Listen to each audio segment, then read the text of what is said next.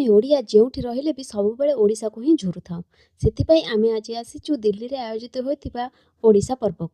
ଓଡ଼ିଶାର ସଂସ୍କୃତି ଆଉ ପରମ୍ପରାକୁ ନେଇ ଆୟୋଜିତ ହୋଇଥିବା ଏ ମେଳାରେ ଆମେ ମନ ଭରି ଉପଭୋଗ କଲୁ। ସମ୍ବଲପୁର ଡିଜାଇନର କେଡ଼େ ସୁନ୍ଦର ସୁନ୍ଦର ବ୍ୟାଗ୍ ସାଙ୍ଗକୁ ଥିଲା ଏଠି ସମ୍ବଲପୁରିଆ ନାଚ। ଓଡ଼ିଶାର ପ୍ରସିଦ୍ଧ ରସଗୋଲା, ପାହାଳ ରସଗୋଲା ଆଉ ଛେନାପୋଡ଼ ସାଙ୍ଗକୁ କଟକର ଦହିବରାଠୁ ଆରମ୍ଭ କରି ବାରିପଦାର ମୁଢ଼ି ମାଂସ ଯାଏଁ ବି ଥିଲା।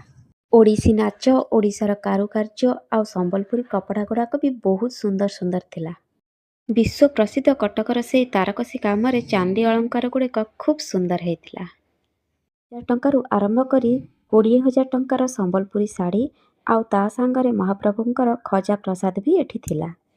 ଛୋଟ ପୁଅ ବାଜିରାଉତ ସାହସ ପାଖରେ ଆଜି ବି ଆମ ମୁଣ୍ଡ ନୁଆଁଇଯାଏ। ଥରେ ରସଗୋଲା, ଛେନାପୋଡ଼ ଆଉ ଦହିବରାର ମଜା ଉଠାଇ ଆମେ ରାତିରେ ଘରକୁ ଫେରିଲୁ।